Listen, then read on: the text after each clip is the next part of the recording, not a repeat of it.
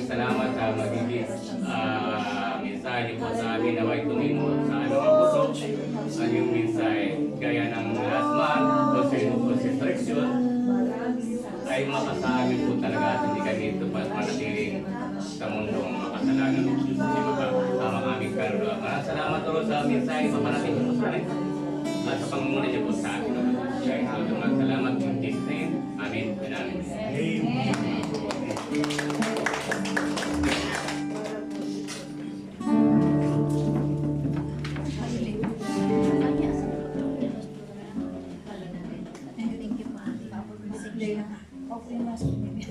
Thank you po.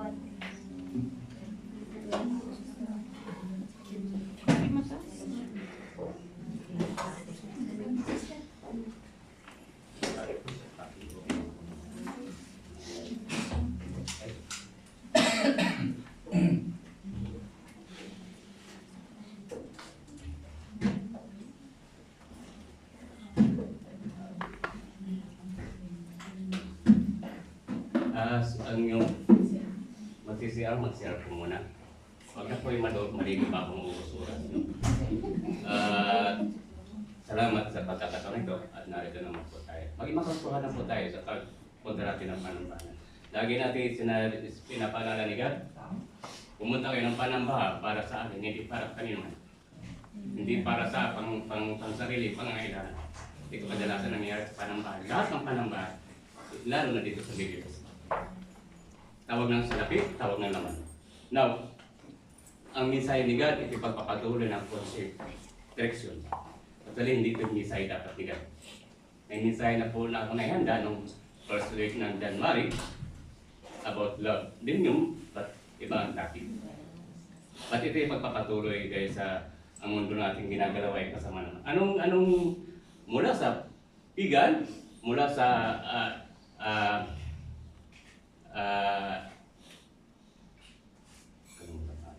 sa pinamana sa atin ng mga Kastila, landaan ba tayo sinakop ng mga Kastila, paniniwala sa human empire na pinamana sa atin, kaugalian, about month of February. Ito pinamana sa atin para manatili tayo sa kasalanan at hindi sa pag-ibig ni God. Pag-ibig ng tao, tawag ng laman, tawag ng mga bagay sa mundo. February, may kapartner ako. Saan tayo? Sa araw ng February, ang Valentine's Day. Hindi lang sa ating kalaman, madali lang kumuha ng istirahay. Mga banserban pa nga sila eh. But ang totoo, natutuwa sila pag dumarating ang Valentine's Day. Hindi lang tawag ng laman. Pagkos tawag ng mga bagay sa mundo. Una, pangalawa, salapi. Mga bagay, Valentine's Day, anong regalo mo ngayon sa akin? Gaya ng sinasabi natin, ang salitang I love you, isang uri ng salita na panglalamang sa kapwa, mapababae, lalaki. Kaya sabi nga ni God, mag-iingat kayo sa matatamis na salita. Di ba matamis na salita ang I love you? Hindi. No? Huwag po tayong matulog. Kasi kung matulog, mas maganda lumabas tayo ng panambahan. Kasi isa to sa concentration. Hanggang natutulog tayo sa panambahan, walang kwentang mensahe ni God sa atin. At nanatili tayo doon sa deception ni Satan. Kasi ang mensahe rito ni God, dalawang uri. Mundo, physical na mundo, at tayong mismong tao. Dahil na rin sa nakaraang man na naging mensahe Pastor Bernard, Pastor Ryan. Kailan kaya magkakapartner para may in God grace? Now, kung tayo nakakilala na kay God, at totoo tayo sa kay God o pagsako, kalimutan na natin ang month of February. Sa patuloy na paggawa ng kasalanan na nagpapalayo kay God at sa atin. Masarap gumawa ng kasalanan, nagpapaligaya ito sa katawang lupa natin. Tandaan mo natin, ang katawang lupa natin ay nagiging instrument ni Satan para tuluyan tayo mapalayo kay God. Hindi nag-work sa atin ang spiritual man natin. Hindi nag-work ang Holy Spirit sa atin. Pagkamat nasa atin pa, nanatili pa rin sa atin ang Holy Spirit. Kaya sabi nga natin, masarap kung nasasaktan tayo sa mga mensahe ni God. Dahil pinaunawa ni God, nasa inyo pa ang Holy Spirit na iniwan ko sa inyo. Magtaka tayo kung manigda tayo sa salita ni God. Ibig sabihin, wala na ang Holy Spirit sa atin. Kawawa tayo. Bandagoy. Now, kalimutan natin ang Valentine's Day. Ang gawin natin, every milliseconds ng ating buhay, sigad ang ka-Valentine's Day natin. Dahil ang pagmamahal ni God ay walang celebration. Walang tayo hanggang ngayon ka lang iniibig kita. Kaya nga sabi natin, huwag lang tayo sa panambahan, bagkus sa labas ng panambahan. Ang masama pa rin tayo. Anin na araw tayo sa labas? Malayo kay God. Pagdating sa panambahan, nanatiling tayong malayo, mas malayo pa tayo kay God. Bakit kamo? Lalo natin tinutuya si Lord Jesus Christ. Kaya sabi nga, paunawa sa atin ni Lord Jesus, hanggat sinasabuhay nyo ang kasalanan, inalis ko na sa inyo, patuloy nyo akong sinasaktan.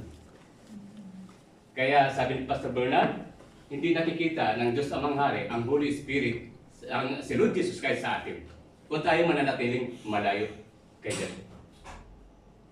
Kaya isa po ako, huwag kayong tumingin sa akin, bagos tumingin ka sa mensahe ni God.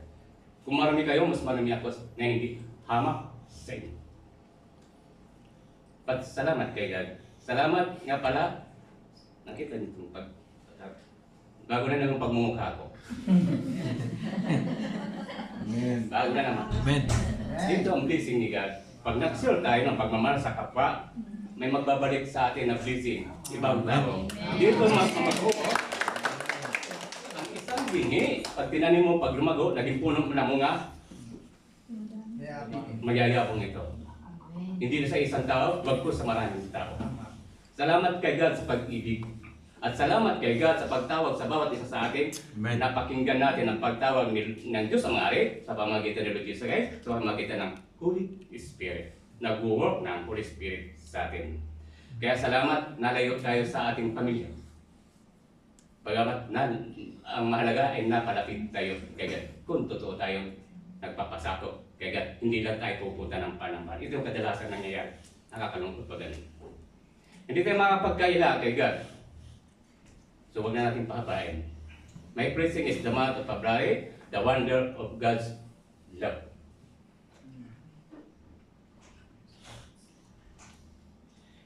So basahin lang po natin, mabilis na. Ito, unahin na po natin sa Valentine's Day. No?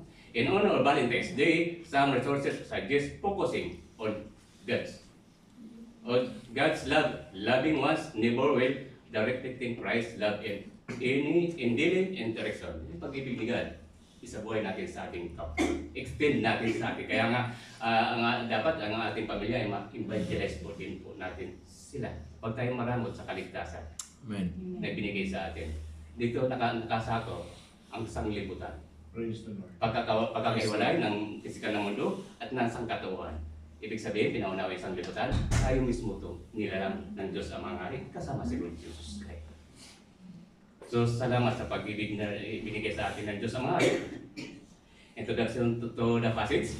God is the responsible. In English ko na kasi may at kala may Tagalog, may English eh. Hindi kayo umabang oras ko nito. God is the responsibility for our salvation from the first to the last. Hindi pa tayo pinapanganak eh. Nasa atin na ang salvation. Hindi pa tayo pinapanganak, isa tayo sa nagpapasakit. Amen. Kay God. Dapat naunawaan po natin yun. He saved us for Himself, by Himself, from Himself. Amen. Ibig sabihin, hindi tayo maliligtas sa ating gawa pagkus kay Jesus Christ mismo ang ating magiging karit. Ibinigay sa atin ito. In contrast to our love for sin, His love is seen as extravagance. His salvation is provided by great cost and any way of His own choosing. Naway tayo ang ma-choose ni God. There are no other parts of a mountain of God sa side ni God. Hindi ko natatagulogin. Verse, binigay sa atin ni Bert.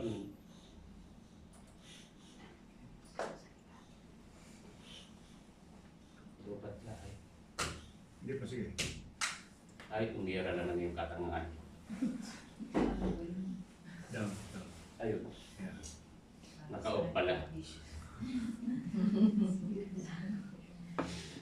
Binigay po sa atin ni God ay John 3. Unconditional love. John 3:16.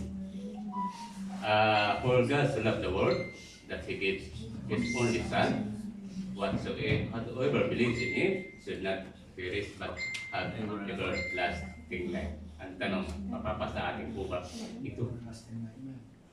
Stop muna po natin ang ating pagkakwentuhan sa loob ng panambahan. God unconditional love. The praise of for God's love, the word signifies boundless, universal. Love extending beyond Israel. All people love the product of action. Ibig sabihin pagkalahatan to, hindi lang sa Hudyo, maging sa ating, kung tutuusin, mas marami pa tayo mga hintil sa mga Jews. Ilang percent na mga Jews, samantalang hintil, kasama na po dyan mga Muslim, Gentiles. Salamat kay Pedro at nakakilala tayo kay Amen. na pinagbabawalan ng mga Hudyo. But, and then, context and background muna sandali tayo. John 3:16 may perhaps be the most famous Bible verse in the world. Bakit nagkaganon? Ito po yung pinaka-espiritu, Holy Spirit ng buong Holy Bible, Old Testament hanggang New Testament. Dahil dito nga, sabi nga ni God, ang kanyang salita ay siya Diyos na mismo. At now, in this name quoted more times in any other verse, and it's so fast known this figure in Christian life. And yet verse is almost the most misunderstood, misinterpreted verses in Scripture. Ito napadaan na rin tayo sa Bible study. Amen. Yung hindi nakakilala kay God, akala nila yung one save, ganun yun. Pero sa atin nakakilala na, hindi ganun nag-work ang Diyos sa mga aris sa atin. Ibig sabihin, yung maliligtas ay yung nakakilala lamang at tinatanggap na totohanan, hindi lang nakakilala. Hindi lang sa batay, Christian tayo. Maraming Christian man eh. Maraming born again. Huwag walang problema, walang born again, sabihin mo born again ka. Ang tanong, totohanan bang tinatanggap mo ang Diyos sa mga hari sa pamamagitan ng Jesus Christ? At totohanan bang nag-uwa ang Holy Spirit sa iyo? Makakita sa atin ang outcomes nito kung may nagbabago sa atin. At hindi na natin pwedeng sabihin ito, nasa akin ang Panginoon. Bakit ka mo? Ang kapwa natin, makakita, ang tao ito may nagbabago sa Kanya. Bakit nagkaganon? So, hindi tayo magmamalaki, ay nagbago na ako, wala akong nagagawa kasalanan. Hello? Tandaan po natin. Nakakagawa tayo ng kasalanan, sabi ni God, hindi sinasadyang kasalanan. Bukod dun sa sinasadyang kasalanan, dalawang kasalanan. Kaya pag nag-pray tayo, banggitin po natin yung hindi natin nagagawang sinasadyang kasalanan. Bukod dun sa sinasadyang kasalanan. Banggitin po natin. Di ba pag natutulog tayo na naginip tayo ng masamang panaginip, kadalasan nung malayo pa ako kay God, sexual. Realidad ng tao eh. Kasalanan. Hindi sinasadya kasalanan. Ang ating mga mata, na makikita tayo sa lalaki babae man, hindi natin sinusunod. Nagkakaroon ng kasalanan, pasok ng isipan. So, yun hindi sinasadya kasalanan. Pero ang sinasadya kasalanan, ano natin magiging kaparusahan, ginagawa pa natin. Sa Pilipinas, mas gusto yung pangalandakan yung ginagawa niya kasalanan. Korupsyon. Kapangyarihan ang salaki. Nakakalungkot pag nagkaganon. In this verse also, the most and then universalism and Pelagianism. But as well soon see the verse must be read its context were truly appreciate and understand our Lord message sa atin. Prior to the verse, the Lord Jesus has been the one speaking, but many scholars believe John 3:16 is actually John now commenting and giving the flow and narrative the passage of belief that is correct. So, Tagalogin muna saglit natin ha. Bago ang talatang ito ay Panginoon na Jesus na salita, ngunit maraming scholar ang naniniwala na ang Juan John 3:16 ay talagang si Juan ang nagkokomento. Ngayon at dahil sa daloy ng salaysay ng talata, naniniwala ako na ito ay tama. Dahil nga sinabi natin, ito ang pinakabuhay ng buong Holy Bible. Sa paanong paraan? Sa dakilang pag-ibig ng Diyos ang mga hari, dahil ayaw ng Diyos ng Amari mapahamak ang sangkatawan, sanglibutan. Kasi nakita, kung magbabasa tayo sa Old Testament, mababasa na po natin yun. Dahil sa pag-ibig ng Diyos sa mga hari, isinid niya si Lord Jesus Christ sa atin para hindi mapahamak ang sangkatawan, sanglibutan. Hindi yung mundo, hindi yung pisikal na mundo.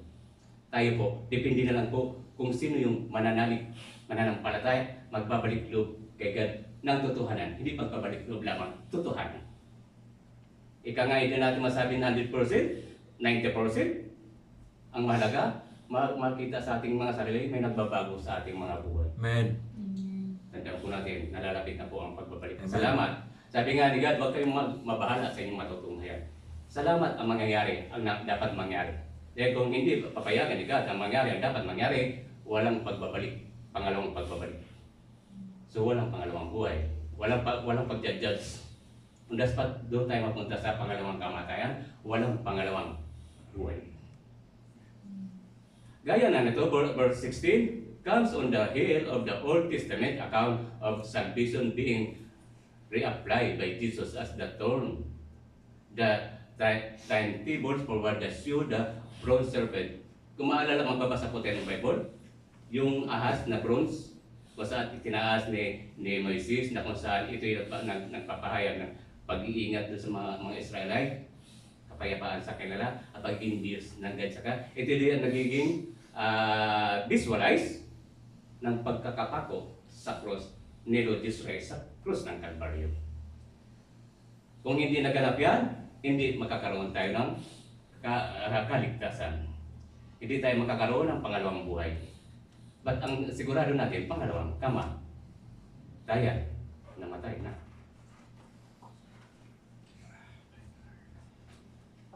Wala na.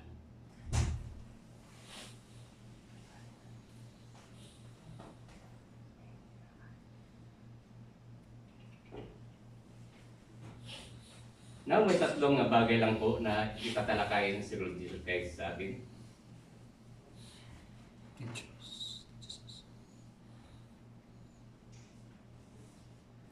Number one, the Lord will lies under condemnation from His own sin.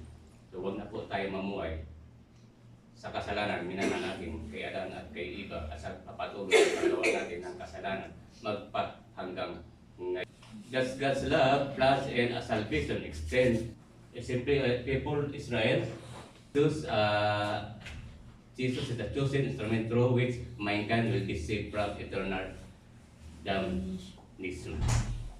Nabalikan po natin ang sinabi dito. Verse 16 comes on the heel of the Old Testament. Account of salvation being reapplied by Jesus in turn timetables to forward to show how the bronze serpent that Moses lifted up in the wilderness foreshadow is being lifted up on the cross. Prior to that dialoguing with Jewish elder Nicodemus, matatandaan natin na matandang Nicodemus na kini-question si Lord Jesus Christ explained that all salvation is predicated upon the sovereign work of Holy Spirit. You must become a new creation, being born again Christian sa pamamagitan ng Holy Spirit, hindi sa pamamagitan ng salita lamang po natin. In order to be saved, ito'y pag-repentance. So, pag sinawag na repentance, dito na papasok yung concentration. Bubulol po talaga. Jesus and the serpent, John 3:14 and 15. In the New Testament, Jesus compares himself to the bronze serpent, saying, as Moses lifted up the serpent in the wilderness, so much the Son of Man lifted by the whole believers, and he may me eternal life, born with, lifted up as mean as salvation. Amen. Hindi po tayo magkakaroon ng salvation kung hindi nagtagumpay po. Hindi sinad ng Diyos ang mga si Lord Jesus Christ sa atin, at hindi nagkaroon ng na ating kasalanan, pagtutubos ng ating kasalanan. Magkakaroon po tayo ng pangalawang kamatayan. Tiyak po yun. Ang nabanggit dito, mamamatay tayo sa ating kasalanan hanggang tuluyan tayo mamatay. Walang pangalawang buhay. Salamat at nagkaroon ng salamat sa dakilang pag-ibig ng Diyos ang Mari at sinin niya ang Diyos ang mga Lord Jesus Christ sa atin at iniwan ni Lord Jesus sa atin ang Holy Spirit. Kaya lagi natin babagitan, Lord, hayaan niyo pong mag-work ang Holy Spirit na iniwan niyo po sa akin. Magkaroon po ako ng conviction every millisecond ng aking buhay, sabi ni Sister Dorothy, every millisecond ng ating buhay. Kaya sabi natin kanina, every milliseconds ng buhay, dapat kabalintays natin si Lord Jesus Christ sa pamamagitan ng Diyos ang Mangari at Holy Spirit. Amen. And this was, yes. Ayun, there are three things, verse, that the world lies under the condemnation from its own sin.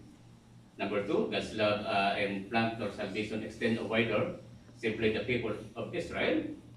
And then, that Jesus is a chosen instrument through which mankind and will be saved eternal damnation. Now, punta tayo sa number 1. Ban of destruction. The first thing, the verse is assume that people in the world have the wrath of God abiding of them, otherwise there would be no need for Savior. Ang unang bagay na ipinapalagay sa talatang ito ay ang mga tao sa mundo ay may galit ang Diyos. Salamat sa galit ng Diyos ang manghari sa atin. Bakit ka mo? Isinin si Lord Jesus Christ sa atin para hindi tayo tuluyang mapahama. Amen. Iyong kakaibang galit ng Diyos ang manghari sa atin na kung saan pinamana ng ang kasalanan ni Eva at ni Adan. At hindi natin sabing original na kasalanan ni Eva yun, natural kasalanan. Kasi si Adan, binuo siya, malinis siya. Natukso lang. Kaya sa panahon ngayon, huwag tayong magpapatuwa. Actually, hindi naman babae lang nagtutukso sa atin. Maging ang lalaki, mapagtukso ngayon lalaki. Sa matatamis na salita. The word, whosoever believe in Him should not perish, assume that he will some who perish and had Christ not come into world indeed perish. Sa mga salitang sumasampalataya sa Kanya ay hindi dapat mapahamak at ipinalalagay may ilan.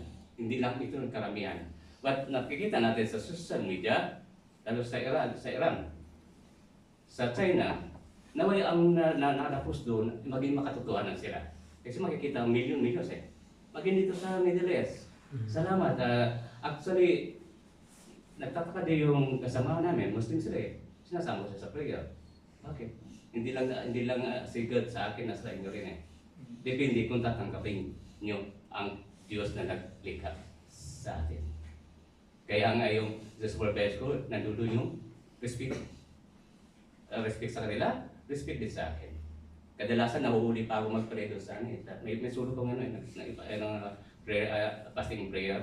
Tatago ko doon sa sulok, nakikita pa rin nung minsan napupunta doon sa ano.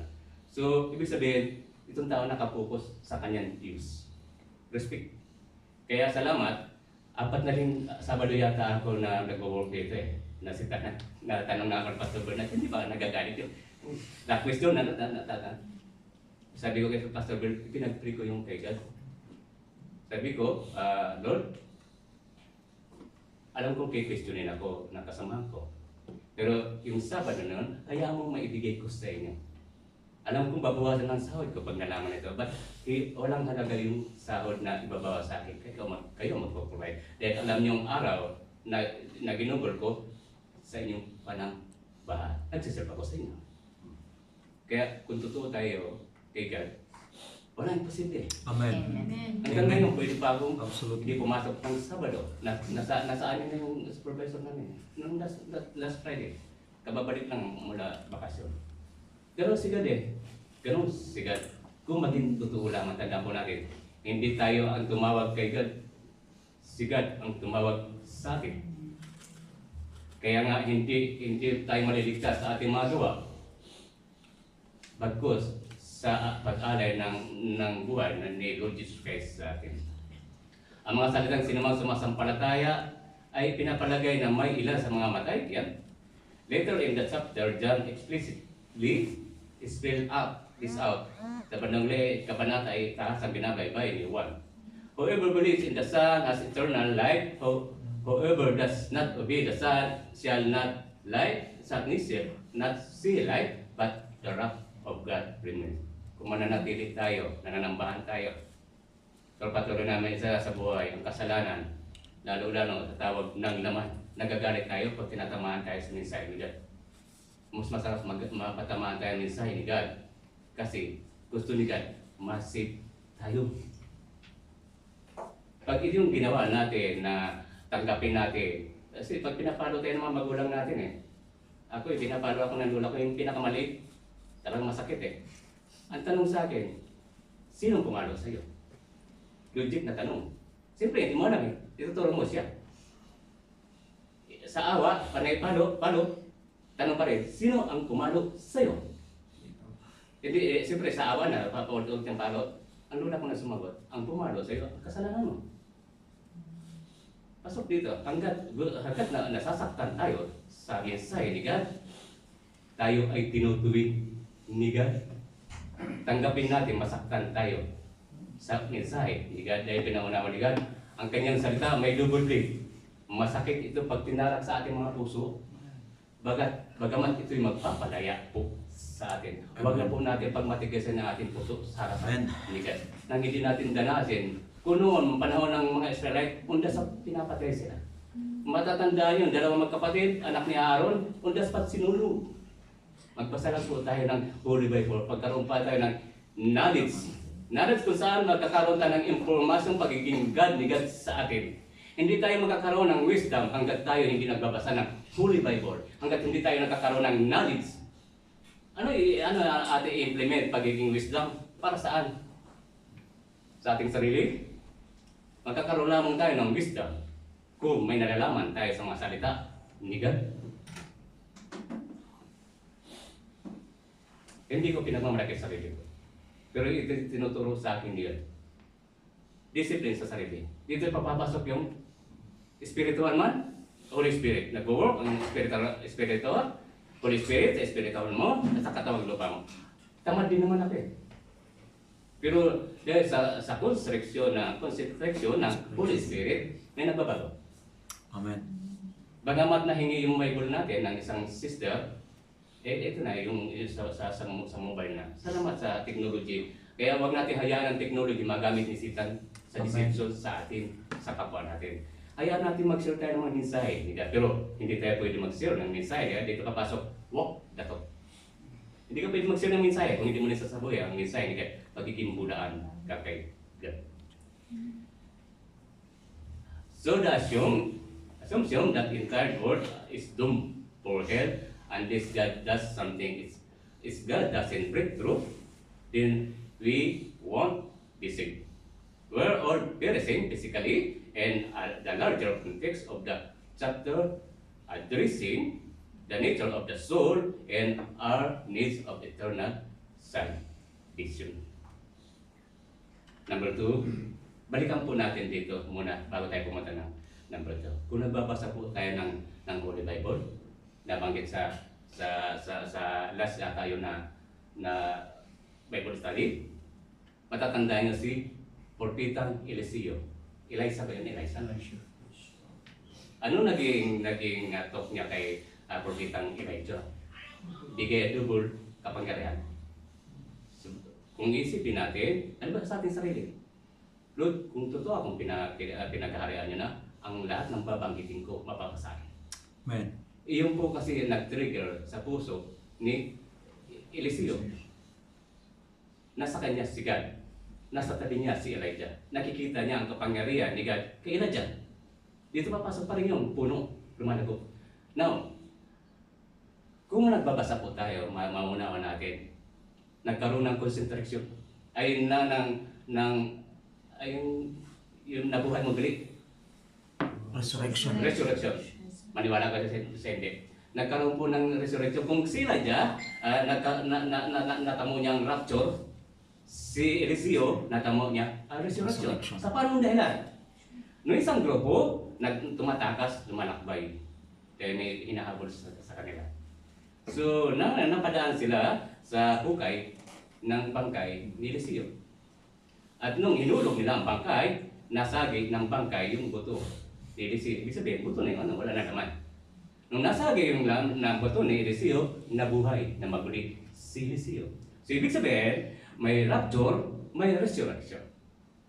Ibig sabihin, hindi pa dumarating si Lord Jesus Christ, naganap na ang inaasahan natin maganap at magaganap pa sa pagbabalik ni Lord Jesus Christ. Kaya wag na po tayo magdalawang isip.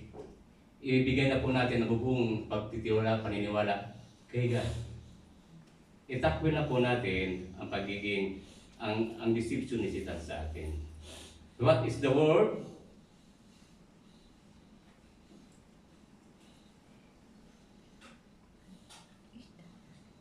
Yeah. The second point that is mind-blowing and it's also people trip up the universalism. Ito yung pangkala nila. Ang mundo, siyang mundo ay maliligtas. Physical na mundo ay mundo na ating ginagalaw. Kung saan ito ay nagiging, actually ang mundo ay galit din sa atin. Kaya nga tayo nanatili sa deception ni Satan, nag-work ang deception ni Satan sa atin. So, ang pangalawang punto ay nakakabaliw. At ito rin kung saan nababatid ang mga tao, universalism. Dahil sa hindi nila maunawaan ang dalawang pagkakaunawa doon sa sanglibutan. John 3:16. Akala nila buong mundo, yung mundo mismo. Hindi po pinag-usapan yung physical na mundo. Tayo po yun. Kaya nga sinasabi, lahat maliligtas. Depende na lang kung tatanggapin natin si Lord Jesus Christ.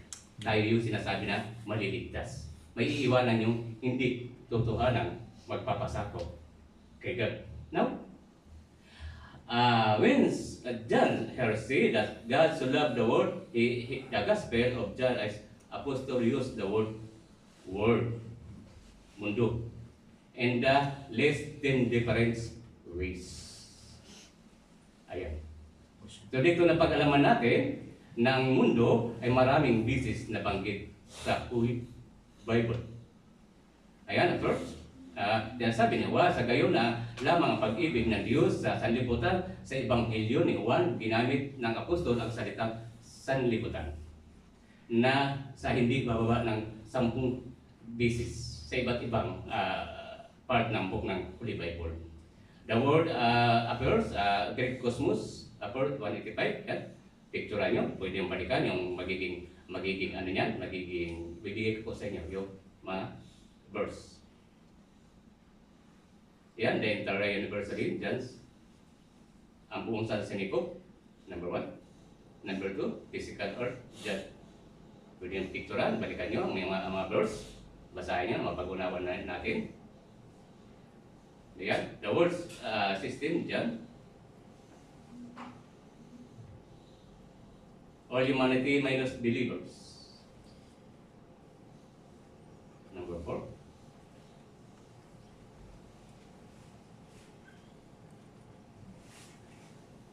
Lahat ng sangkatuan yan. The big bad bliss done anywhere of John 4. Basahin po muna natin ang John. Hindi ko na po isa-isa yung verse, baka umagahin po tayo sa dami ng verse. So, dito, umpisa na muna natin sa 5. The big group but bliss done all people anywhere John 12:19. Isang malaking grupo, ngunit mas kaunti kaysa lahat ng tao sa lahat ng dako ng Juan. Ang 12:19 ay nagsasabing ang mga Parisiyo ngay nagsasang-upa sa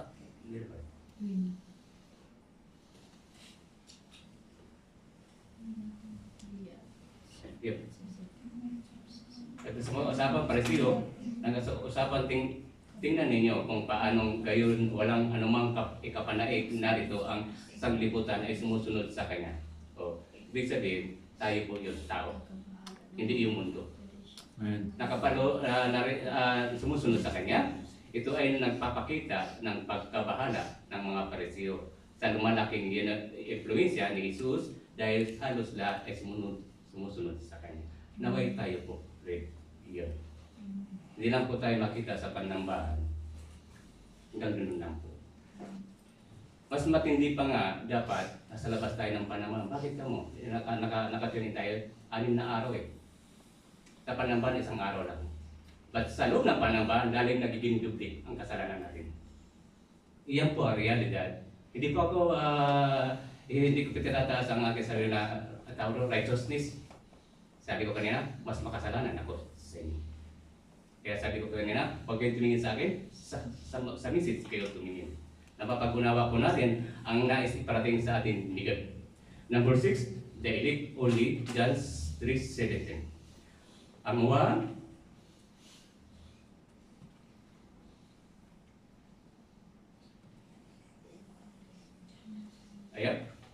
ayan, ay nagsasabi sapagkat hindi sinugo ng Diyos ang anak sa sanglibutan upang hatulan ang sanglibutan, kundi upang ang sanglibutan ay maligtas na sa pamamagitan niya. Binibigyan din dito ang layunin ng pagparito ni Jesus ay iligtas ang mundo, hindi ang kondinahin ito. Tayo po mismo yun at hindi yung physical na mundo. Dahil ang mundo ginagalawa natin ay makasalan, ipinagharian ni Satan, hindi ito pinagharian ni God. Darating ang paghahari ni God sa pangalawang pagbabalik ni Lord Jesus Christ. Abangan po natin yun. Pagkat hindi natin abot, hindi natin alam kung kailan darating. Ang magagawa lang po natin, magpatuloy kay God. Amen. Magagawa po lang natin, patuloy pakinggan ang pagtawag ni God. Ang magagawa lang po natin, patuloy sumunod sa naisip ni God.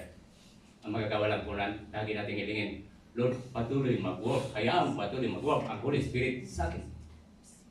Nang hindi ako mapunta, matangay ni Satan papunta sa pangalawang kamatayan at mapasake ang pinangakang niyong pangalawang buhay.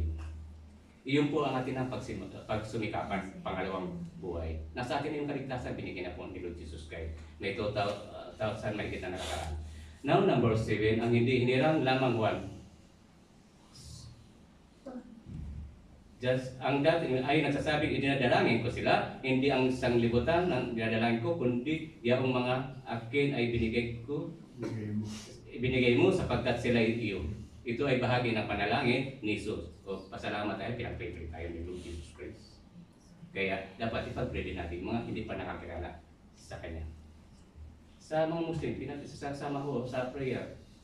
Sa aking fasting and prayer, 4 na sulok ng mundo. Kasama sa fasting and prayer ko po. Hindi tayo masarap mag-pray, pag-review yung kapwa mo. Huwag mo unahin ng sarili kasi diyan ang pinapasok natin, 2 blessing, 2-in-1 blessing, mapapa sa atin. So, number 8,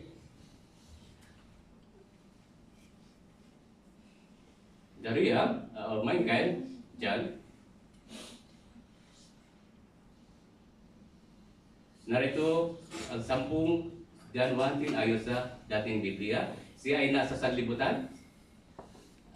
Ang sanlibutan ginawa sa pamamagitan niya at hindi siya nakakilala ng sanlibutan. Tayo po yun. Kung mananatiling tayo malayo kay God. Tayo po yung patuloy natin tinatakwil si God sa ating mga buhay. Hindi po ang mundo, physical na mundo. Malamang na ito ay pinakamahusay na pagkaunawa sa salitang sanlibutan. Na hindi na po tayo maliligaw ng pananampalataya. Kaya John 3:16 sapagkat gayon na lamang pagsinta ng Diyos sa sanlibutan na ibinigay niya ang kanyang bugtong na anak upang sinumang sa kanya ay sumampalataya ay huwag mapahamak kundi magkaroon ng buhay na walang hanggan. Kaya dito pinaunawa sa atin, huwag mawawala ang hope.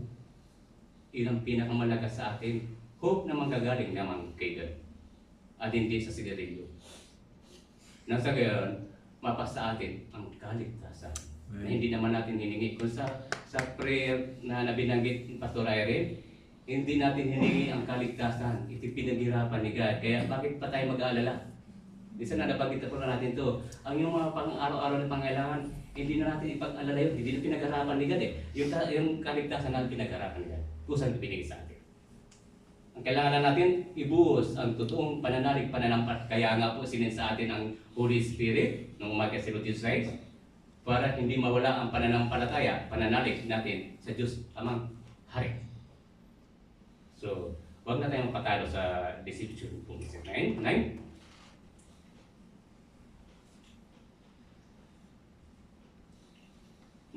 Jews, Gentile, not just Israel. I mean, it is Gentiles too.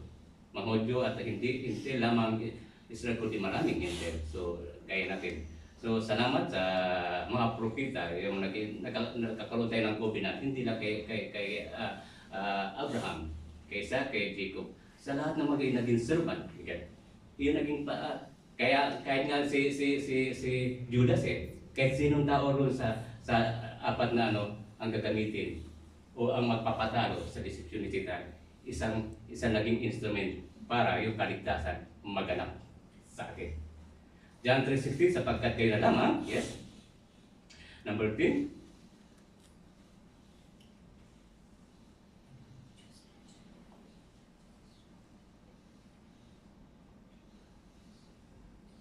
Yeah, the general distinguish from the private group, those.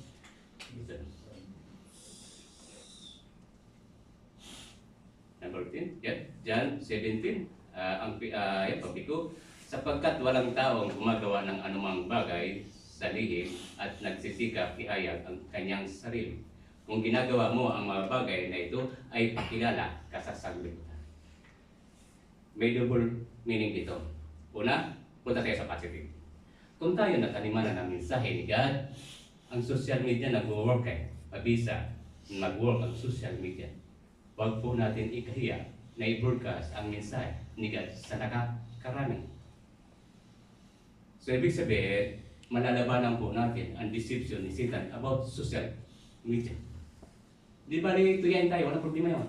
Ang mahalaga, i-broadcast natin mensahe ni God. Kasi hindi natin nalalaman, may tao tayo na ilalapit kay God, lalo na yung nakakaramdam ng depression. Sa mga OFW, kaya nga sa mga GC, napupuno yung mga messenger nila sa pag-send ko ng yung Bible reading. At may nagpapasalamat kay God. Sabi ko, huwag kayo magpasalamat sa akin, kaya kayo magpasalamat. Kasi nabibigyan kayo ng mga mensahe ni God. Amen. So, ibig sabihin, dapat maging instrument tayo. Pero may pangalawa rin, no? Pangalawa, yung negatibo. Kay Satan. Gawa ni Satan. So, huwag natin intindihin yung gawa ni Satan. So, ang gawa ni Lord sa atin, pagiging Diyos ni God sa atin, sa mamagitan ni Lord Jesus Christ, sa mamagitan ng Holy Spirit.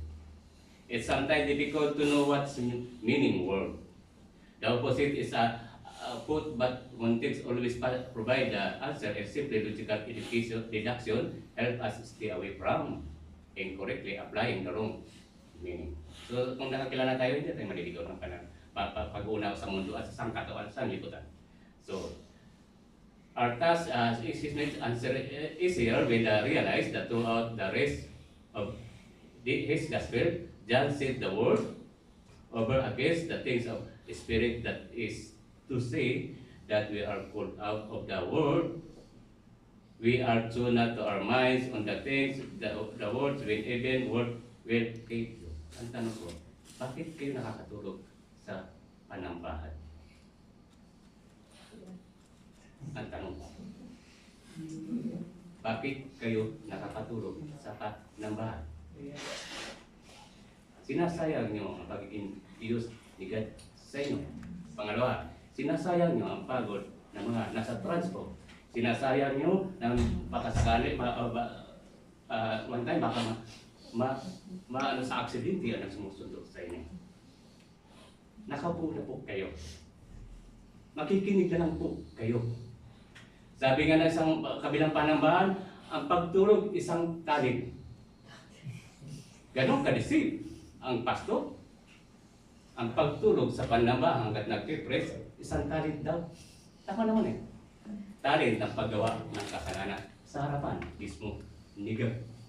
Ito po kasi kadalasan, lahat ng panambahan, nakikinggan ko eh. Kini-question na tutulog, magalit na po kayo sa akin. Walang problema. Kasi kung matutulog naman kayo sa panambahan, huwag na po kayo manambahan. Tandaan po natin, si God hindi po nakatingin sa dami ng pumapasok sa panambahan. Nakatingin si God sa nilalaman ng puso ng bawat isa sa atin. Nakatingin sa God sa quality ng pagtuturo ng pastor. Ang tanong, kahit gaano kagaling ng pastor at pastora, kung wala naman sa ating mind na pakinggan misa, useless ang lahat, zero balance ang mensahe ni God. Kaya nga sinasabi natin, mas nakagawa tayo ng kasalanan pag nasa loob ng panambahan mismo. Yung 6 na araw, mas dubli pa sa isang araw lang mismo. Ang tuwa lang po ni Satan sa atin. Ulit-ulit, magalit na kayo sa akin, but tingnan nyo si God pag nagalit sa inyo. Sino ba nang hindi Kagabi, hindi po akong katulog. Bakit? Sa ingay ng cellphone, sound set. Although, Christian song, hindi po ako makatulog. Pwede sana ang Christian song mahina lang. Pero mababaw po kasi ang tulog ko eh. Dahil sabi ko, Lord, paano kaya ito? Christian song pinakinggan ko. Pero magpahinga, gusto mong pahinga eh. Hindi mo magawa matulog kasi may ingay yung cellphone. Ako nakikinig pag yung ay kumakaabala sa gusto matulog. Dito kasi papasok ang respeto. Although, Christian song ang pinapakinggan mo. Pero may mga tao na hindi kagaya malalim ang tulog. May mga tao na mababaw lang ang tulog. Dapat naunawaan po natin yun. So, alam nyo na. Paano kung magpipreach habang natutulog dito? Sige nga. Di lahat kayo kikwistiyonin niya ako eh. Ba't ka napipreach yan habang natutulog? Actually, nakakatulog pag nasa biyahe. Yan. Mahirap pag yung... kaya dito makikita, ang mensahe ba talaga umiiral? Ang mensahe ba talaga ni God ay umiiral sa akin? 12:17 na. Hindi ko na ito tatapusin. Dito tayo sa prayer na lang po tayo. Natapos na tayo sa pang-sampo. Sorry, pangatlo pa yan eh. Jesus the way. 30 was verse is still Jesus is the intended of salvation of those who believes upon his name. John later word say that his epistle. And this the love of God was made manifest among us. That God sent the Son into the world so that might live through him. And this love that we have loved God, but not love that he loved us, sent Son of the repetition or sin. This verse says that great eternal life by believing, not doing, not working. Similarly, God doesn't love the world because the world is inherently good. And then we're told the opposite. God's love the world despite the fact of the world evil is evil. Before you are saved, you are not good fool. You are child of devil. Dahil kay Adan at kay Eva. John 8, and you are enemy of God. Dahil sa pagiging enemy natin kay God, ibinigay sa atin ang dakilang pag-ibig niya. Masarap magmahal si God, hindi mapaghiganti. Amen. Bagamat si God mapagparusa, siya mapagpatawad sa atin. Yan, huwag na natin tagalugin, mahaba oras dyan. Then he says he must be doing the work of God. 29, Jesus answered them, this is the work of God, that you believe in him, whom he has sent. John 6:28-29. At sinabi nila sa kanila, ano ang dapat namin gawin upang magawa namin ang magawa ng Diyos? Sinagot sila ni Jesus, ito ang gawain ng Diyos na kayo magsisampalataya sa Kanya ng sinunod. Tanong, anong pasya po natin sa mga oras na ito? There is no work to be done. That's already been done, Jesus. Nagawa ng pagliligtas. Yung kabutihan na sabi natin, madalas ko narinig ito eh. Nakagawa na ako ng maraming kabutihan sa kapwa ko. Gawa po yan ni Satan. Kung ang kabutihan na gagawa natin sa kapwa natin, naka-tune in kay God, yun ang masasabi at hindi natin ipagmamalaki. Hindi natin maipagmamalaki. Pag naka-tune tayo sa kay God, ito magiging additional lamang at hindi ito makapagligtas sa atin. Ang makapagligtas sa atin, si Lord Jesus Christ. Binigyan na sa atin na dapat naunawaan po natin ang sinasabing nakagawa ko na mabuti sa kapama. Bali wala ka kay God. Darating tayo sa condemnation, judgment. So, dito na po tayo sa conclusion ko na. Huwag na tayo ituloy. Bayan. Conclusion, what God is saying that He is God's love, the world He has extended His saving love to more than simply the Jews, more to men from tribes, tongues, and nation, and He has provided us a way of salvation through His Son, Jesus Christ. For the world sit under judgment, God for the wickedness and sin deep that we all can never pay back on our own. Therefore, in His great love, He has sent away salvation, the only way to salvation that comes the person and work of Jesus Christ, believe upon His name. Lagi natin babanggitin si Lord Jesus Christ sa ating mga buhay para hindi makasingit sisitan sa atin. Dito na po tayo, pasok na lang po natin ito. Pwede yung picture ito. Paliwanag ko lang ang binanggit.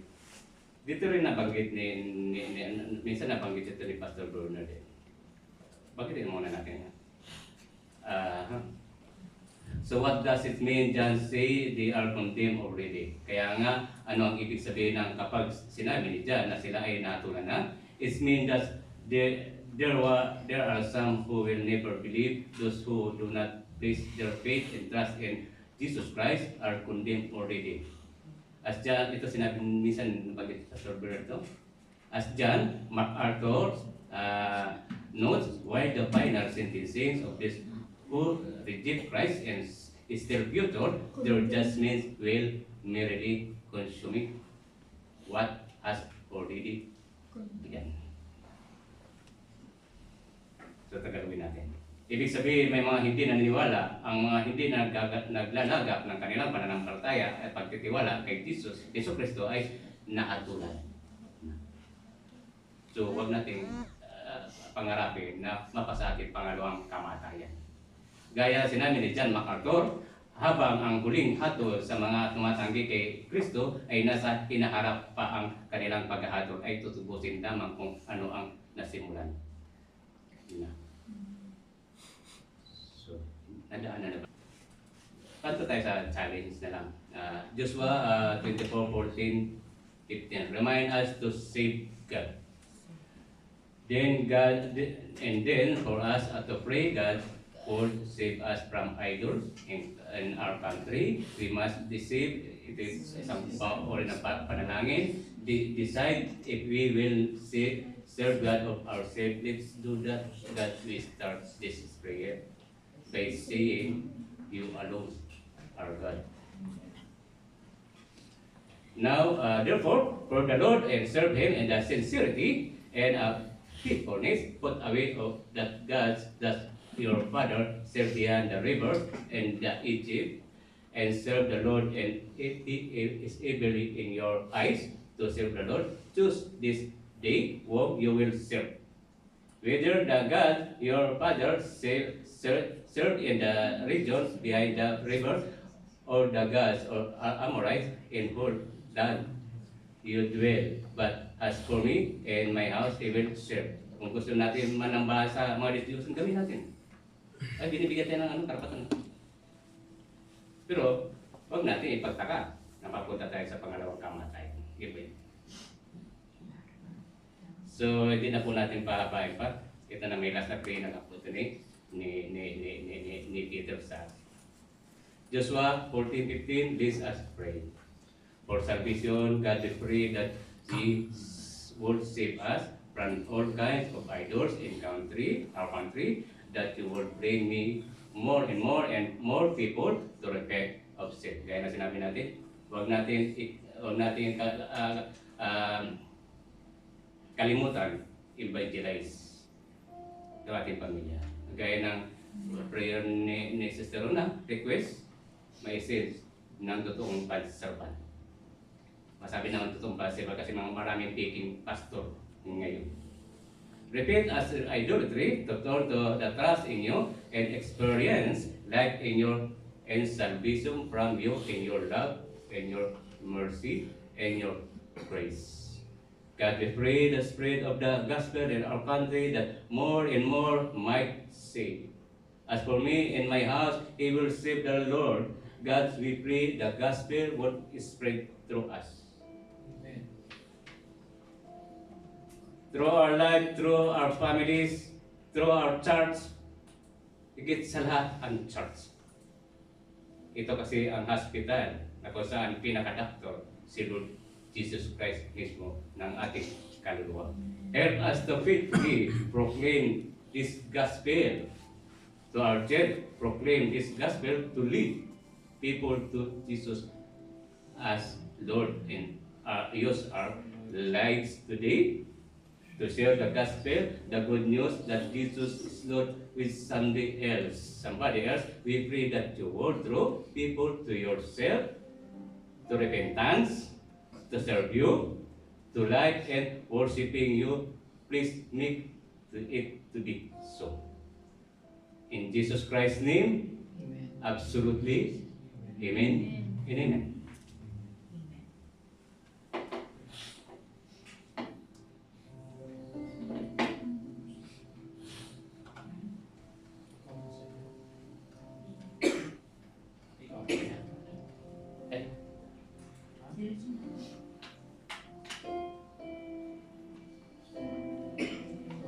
Charlie.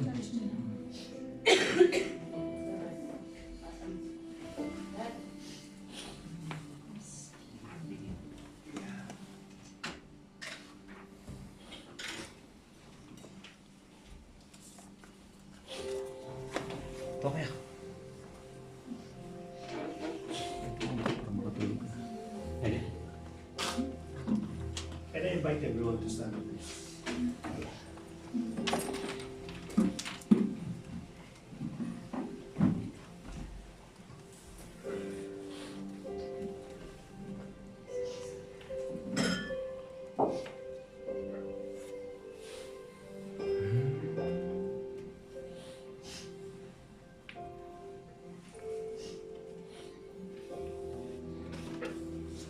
Today is the first Friday of the month. Normally, we are doing this Holy Communion or Holy Eucharist. Or in the most famous name, in the biblical name, it is the Lord's Supper. Now, before the Lord Jesus Christ was captured, beaten, and sacrificed his life for us, there is a Lord's Supper. Now, it is a joint fellowship for those believers na nakasama po niya. At ang sabi ng ating Lord, do this in remembrance of me. It means that the last day of the Lord Jesus Christ, it is a reminder for each every one of us that His life was given to us. It is not only given to us for us to have a eternal life because of suffering, but also to remind us that He will come back soon. Now, it might be, people think that it might be quite a long time because yung soon it is more than 2,000 years ago na the Lord Jesus Christ still never come back. We're still hoping, we're still waiting for the second coming of the Lord Jesus Christ. But let us remember that whatever the word that come out from the Lord Jesus Christ, definitely it will happen.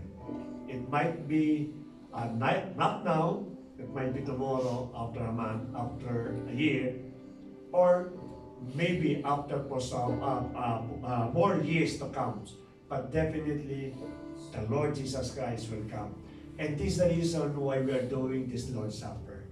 It is a symbol of our reaffirmation, confirmation, that we believe that the Lord Jesus Christ, when He said that He will come back, definitely He will come back for the saints. At yun po ginagawa po natin. The element that involved it is the juice, or the cup, they call it the cup, which symbolizes the blood of the Lord Jesus Christ. As we always believe that there is no remission of sin unless there is a pouring of the blood of the Lord Jesus Christ. And the body, but normally we declare that because of the suffering, the bruise, the pain, the damage in the body of the Lord Jesus Christ, it gave us the confidence that everything emotional, physical, of sicknesses we have, it will be healed. Because the Lord Jesus Christ already took all this kind of sicknesses through His body. So let us bow down and let us pray for those elements that we are about to receive. Father God, thank you so much. Jesus, thank you for reminding us that we are part of your body, the body of your Christ, the body of Christ.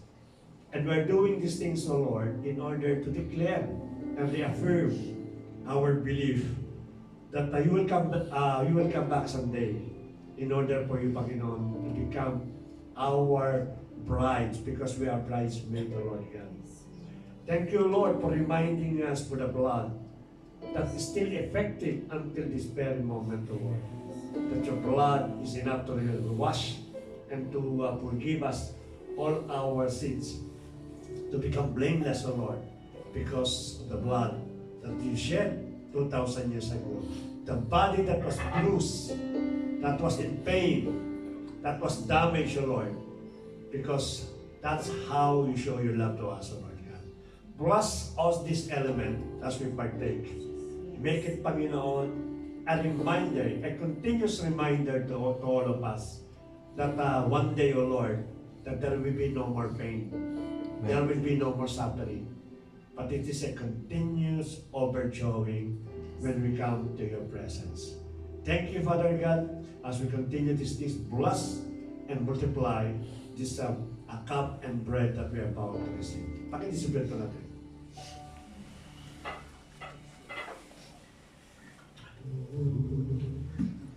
Damay ng buhay, kanin mo, bahagi. Ito ang damay ng buhay, kanin mo, mag-iisa. Yan ang katawang pinayuhan upang ikaw ay mabuhay. Yan ang katawang naghirap upang iyong kamtan Buksan ako yung cup natin.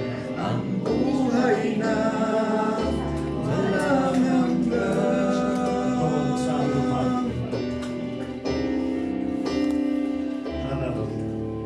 Ito saro ng bagong tipan, inumin mo, makilahani.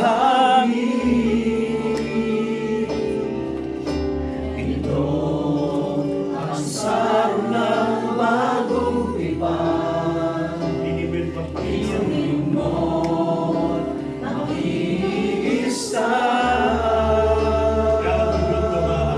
Yan ang dugong dumanas upang ikaw ay luminis. Yan ang dugo ni Kristo na para sa iyo doon sa Kalbaryo ay tuminis. Alam niyo po, pag nagkakatin-punti po ng mga anak ng Diyos, during that time, they eat together. Sapagkat yung pong pagkain po natin ng sabay-sabay, it symbolizes that really that we are united in the body of Christ. So we will do the same thing today, at tayo po ay kakain ng sabay-sabay. Pakitaas po natin yung tinapay. Ang sabi po ni Apostle Paul, "For I received from the Lord that which has also delivered to you, that the Lord Jesus, in the night to which he was betrayed, took bread, And when he had given thanks, he broke it and said, "This is my body, which is for you. Do this in remembrance of me." Let us all eat together. Hallelujah.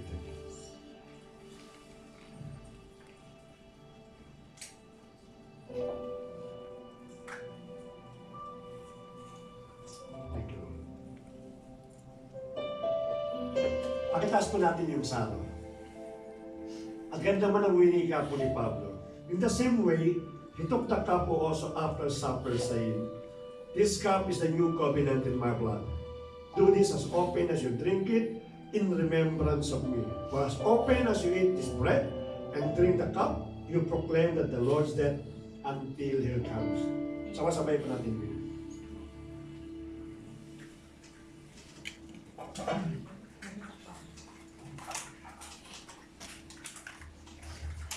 Lord, salamat muli, Panginoon, sa natapos po namin na Lord's Supper. We will continually follow your ordinance and demonstrate yung aming pong belief. That it will never unwave, no? Pagkamat marami na po ang maaaring pumanaw, they keep on waiting for you. But this, and do this, Panginoon, we will declare our faith that one day, O Lord, that one day, and we pray that soon, that you will come back in order for us to take, and whenever you are, we also, as your church, as your bride, our bridesmaid, will be also with you. Thank you so much, in Jesus' mighty name. Amen. Amen. God bless po, makipag po tayo.